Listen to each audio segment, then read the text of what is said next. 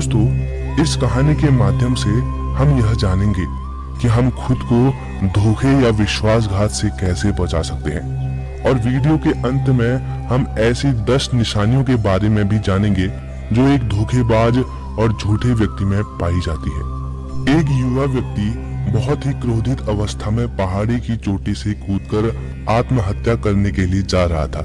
जैसे ही वह पहाड़ी के शिखर पर पहुंचा, वह जोर से चिल्लाया, यह दुनिया इतनी बुरी क्यों है? यहाँ सब इतने स्वार्थी क्यों हैं? अब मेरे जीने का कोई फायदा नहीं है। उसी पहाड़ी के शिखर पर एक महात्मा अपने ध्यान साधना में लीन थे।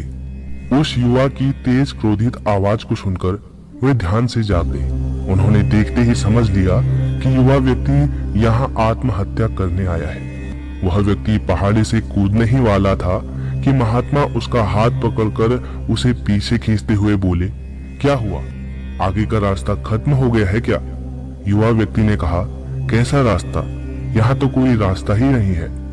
मैं तो यहाँ से कूदकर आत्महत्या करने वाला था। महात्मा ने कहा, मरना तो एक दिन सभी को है, लेकिन तुम्हें इतनी जल्दी क्यों है? युवा व्यक्ति ने कहा, क्योंकि ये दुनिया में रहने लायक नहीं है। यहाँ सब स्वार्थी है, सब धोखेबाज है। मैंने जिस पर भी भरोसा किया, सभी ने मुझे धोखा दिया। मेरे सगे भाई ने मुझे धोखा दिया, मेरे मित्रों ने मुझे धोखा दिया, लेकिन आज तो हद ही हो गई।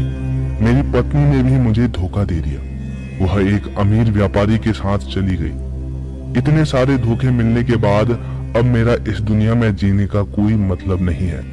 इस स्वार्थी दुनिया में कोई भी भरोसे के लायक नहीं है, इसलिए मैं आत्महत्या करने जा रहा हूँ। महात्मा ने कहा, क्या तुम स्वार्थी नहीं हो? क्या तुम पर भरोसा किया जा सकता है? उस युवक ने कहा, मैंने आज तक किसी को भी धोखा नहीं दिया, किसी के साथ विश्वासघात नहीं किया। आप चाहो तो मेरे गांव में जाकर भी पूछ सकते हो। लोग ही अक्सर मेरा फायदा उठाते रहते हैं, लेकिन मैंने आज तक किसी के साथ बुरा नहीं किया। महात्मा ने कहा, मैं तुम पर भरोसा नहीं कर सकता। तुम्हें मुझे ये सिद्ध करके दिखाना पड़ेगा कि तुम एक स्वार्थी व्यक्ति नहीं हो। व्यक्ति ने पूछा, ये सिद्ध करने के लिए मुझे क्या करना पड़ेगा? महात्मा ने कहा, तुम्हें अगले 1 साल तक मेरे साथ मेरे आश्रम में रहना पड़ेगा। तब जाकर मैं जान पाऊंगा कि तुम एक ईमानदार व्यक्ति हो या फिर तुम भी दूसरों के ही तरह स्वार्थी और धोखेबाज हो। व्यक्ति ने कहा कि ठीक है, मैं आपके साथ आपके आश्रम में 1 साल तक रहूंगा और खुद को सिद्ध करके दिखाऊंगा। महात्मा उस युवा व्यक्ति को अपने साथ अपने आश्रम में लेकर आए और उसे अपना शिष्य बना लिया। अगले दिन सुबह होते ही महात्मा ने उस नए शिष्य को अपने पास बुलाया और कहा, मुझे तुम पर भरोसा तो नहीं है, लेकिन फिर भी तुम जाओ और भिक्षा मांग कर लाओ। तब तक मैं तुम्हारे दूसरे शिष्य भाइयों को शिक्षा देता हूँ। उस युवा शिष्य ने महात्मा को प्रणाम किया और भिक्षा मांगने के लिए चल पड़ा। उसने आज से पहले भिक्षा नहीं मांगी थी, इसीलिए उसे भिक्षा मांगने में बड़ी तकलीफ हो रही थी। उसके मुंह से भिक्षा के लिए शब्द नहीं निकल पा रहे थे।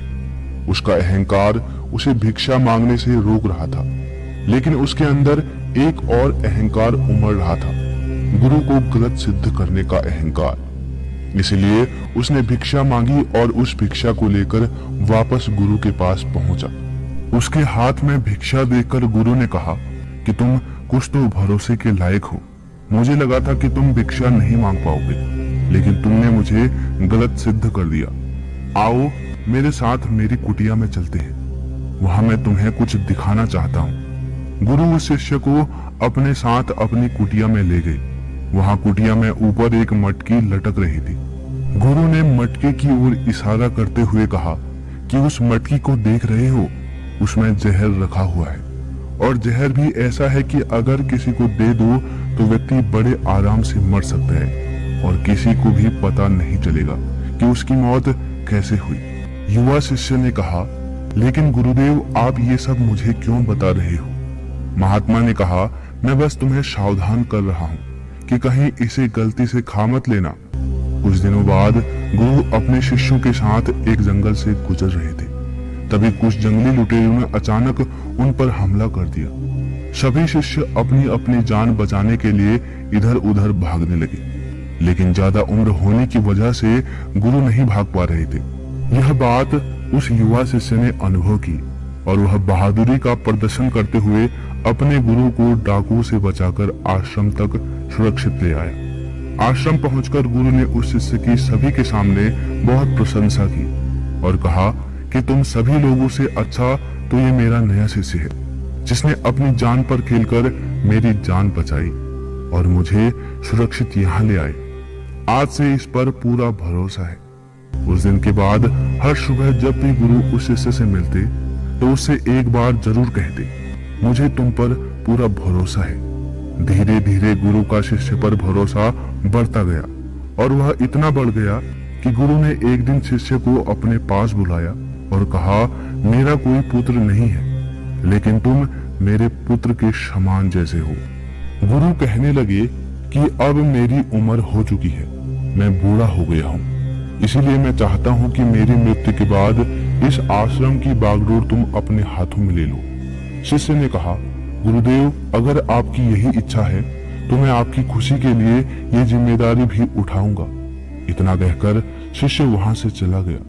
कुछ दिनों बाद गुरु बीमार पड़ गए तो उन्होंने आश्रम के सभी शिष्यों को बुलाकर ये घोषणा कर दी कि मेरे बाद इस आश्रम का संचालन ये युवा शिष्य करेगा।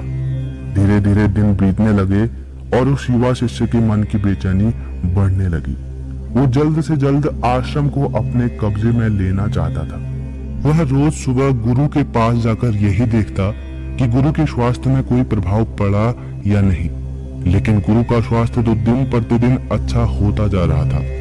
अब तो उसके सब्र का बाड़ भी टूटने लगा। उसके रातों की नींद गायब हो चुकी थी। वह हर समय यही सोचता रहता कि कैसे गुरु को रास्ते से हटाया जाए और किसी को भी पता ना चले।